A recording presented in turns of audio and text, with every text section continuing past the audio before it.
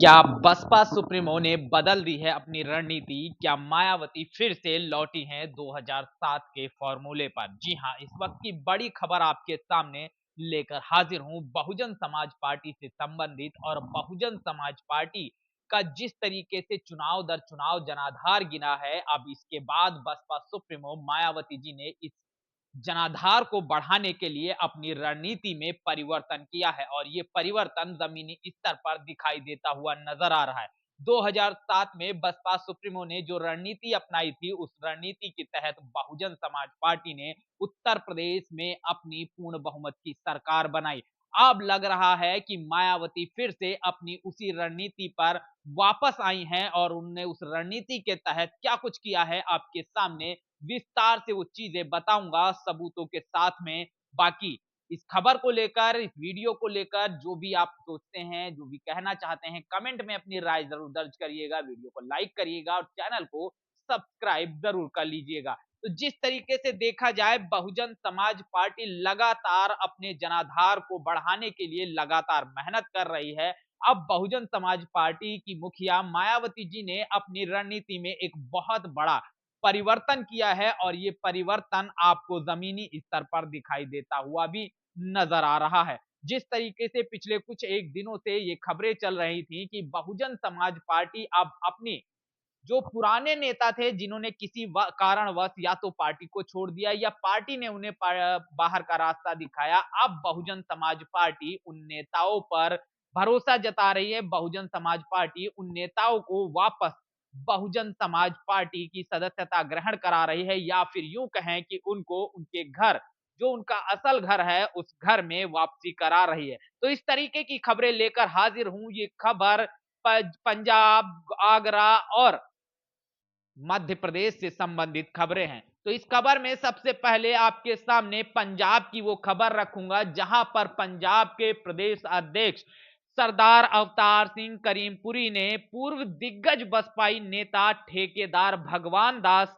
सिद्धू व Guru Ravidas tiger force के राष्ट्रीय अध्यक्ष युवा नेता मोहन लाल भटोया को बीएसपी की सदस्यता ग्रहण कराई है। बड़ी बात निकलकर सामने आ रही पंजाब के अंदर, ये जिस तरीके से बहुजन समाज पार्टी के पूर्व नेताओं की बहुजन समाज पार्टी में वापसी हुई है, ये अपने आप में बहुजन समाज पार्टी की मुखिया के द्वारा दिए गए उस निर्देश के तर्ज पर बताई जा रही है।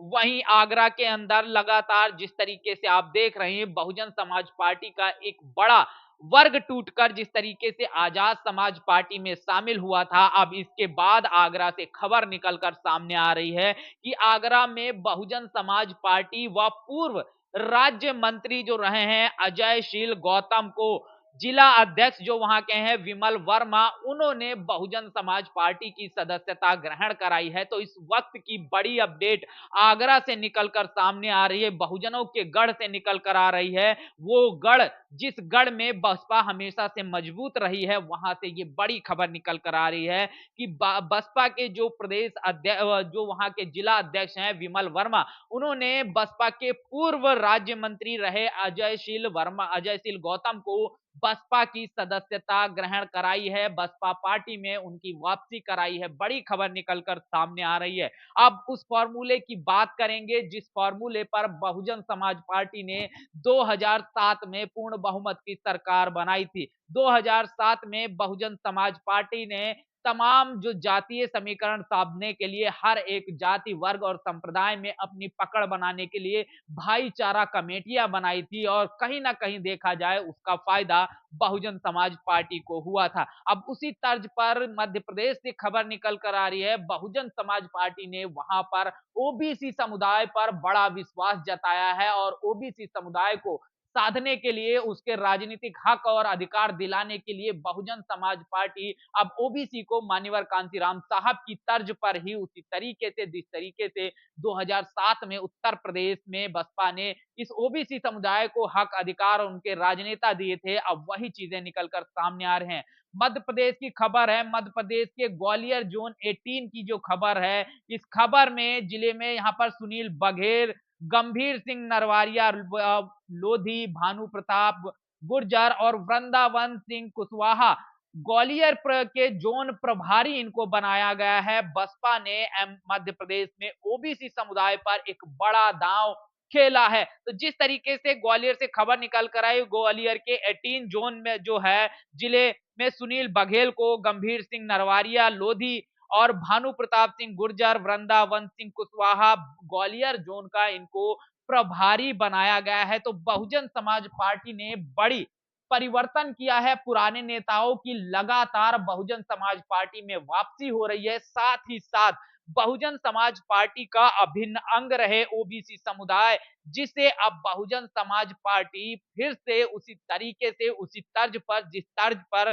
2007 के चुनाव में उत्तर प्रदेश में बहुजन समाज पार्टी ने इस ओबीसी समुदाय को एक हक अधिकार और पार्टी में भागीदारी दी थी, वही भागीदारी अब मध्य प्रदेश से निकलकर सामने आ रही है। और उसी फॉर्मूले पे उत्तर प्रदेश के उसी फॉर्मूले पर मध्य प्रदेश की जो बसपा कमेटी है उसने ओबीसी समुदाय के दिग्गज नेताओं को ग्वालियर जोन जो 18 जिला है वहां से प्रभारी नियुक्त किया है। आप जिस तरीके से ओबीसी समुदाय को लगातार बहुजन समाज पार्टी महत्वपूर्ण पद दे रहा है, कहा यह जा रहा है कि बहुजन समाज पार्टी इसी तरीके की तमाम भागीदारी देकर हर जाति संप्रदाय और वर्ग के नेताओं को महत्वपूर्ण पद देगी, और ताकि बहुजन समाज पार्टी से हर जाति धर्म और संप्रदाय के लोग जुड़ सके और आने वाले समय में बहुजन समाज पार्टी अपनी सरकार बना सके, अपने खोए हुए जनाधार को वापस पा सके और समता मूलक समाज की जो सरकार होती है उस सरकार को बना सके। यही बात बड़ी खबर निकलकर सामने आ रही है। चाहे वो पंजाब से आप देख लिए, पंजाब में जो पुराने दिग्गज नेता हैं उनकी वापसी कराई जा रही है। उत्तर प्रदेश के आगरा से बड़ी खबर निकल कर आई। आगरा के जो पुराने नेता पूर्व राज्य मंत्री थे उनको भी बहुजन समाज पार्टी में वापसी कराई गई है। वहीं मध्य प्रदेश में बहुजन समाज पार्टी ने उत्तर प्रदेश की तर्ज पर ओबीसी समुदाय के दिग्गज नेताओं को अहम जिम्मेदारी दी है, ताकि वो ओबीसी समुदाय जो कहीं ना कहीं इधर उधर भटक गया है वो फिर से बहुजन समाज पार्टी में शामिल हो सके, और बहुजन समाज पार्टी में शामिल होकर वो बहुजन समाज पार्टी को मजबूत करे। साथ ही साथ अपने जो उनका जातीय जो नेतृत्व है, उनके जो समाज का नेतृत्व करने वाले लोग हैं, उनकी जाति के जो लीडर्स हैं वो लीडर चुनकर सदन के अंदर पहुंच सके, इस तर्ज पर बहुजन समाज पार्टी ने अपना काम शुरू कर दिया है। अब देखना यह होगा जमीनी स्तर पर या उत्तर प्रदेश में या अन्य राज्यों में इसकी क्या प्रभाव पड़ते हैं, क्या वहां पर भी इसी तरीके की चीजें निकल कर आएंगी, ये तो समय ही बताएगा। बहरहाल इस खबर को लेकर आपका क्या सोचना है, क्या मानना है, अपनी राय और प्रतिक्रिया कमेंट में जरूर दर्ज करिएगा। बाकी बने रहिएगा जनपथ लाइव के साथ, मिलेंगे दूसरी वीडियो में, तब तक के लिए धन्यवाद।